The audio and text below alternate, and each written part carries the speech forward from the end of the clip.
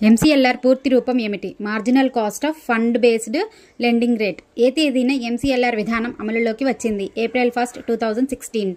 ఎంసీఎల్ఆర్ను రూపొందించింది ఎవరు? RBI, December 2015. ఎంసీఎల్ఆర్ను ఎంతకాలానికి ఒకసారి రీసెట్ చేస్తారు? వార్షిక ప్రాతిపదికన. వాస్తవ రుణ రేటును ఎట్లా నిర్ణయించబడతాయి? ఎంసీఎల్ఆర్ ప్లస్ స్ప్రెడ్ ద్వారా. ఎంసీఎల్ఆర్లో బ్యాంకులు ఎప్పుడు సమీక్షిస్తాయి? ప్రతి నెల ముందుగా ప్రకటించిన తేదీన.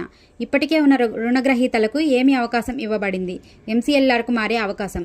ఎంసీఎల్ఆర్ అమలులో ఉన్నప్పటికీ బ్యాంకులు ఇంకా ఏ రేటును కొనసాగిస్తున్నారు? బేస్ రేటును.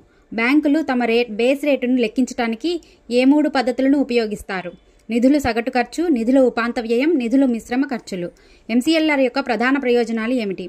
పాలసీ రేట్లను బ్యాంకులు రుణ రేట్లలో త్వరగా మార్చటం, రుణాల వడ్డీ లెక్కింపు మరింత పారదర్శకంగా ఉండటం, రుణ వ్యయం రుణగ్రహీతలకు మరియు బ్యాంకులకు న్యాయంగా ఉండటం, బ్యాంకులు పోటీ మరియు దీర్ఘకాలిక విలువలను పెంచటం.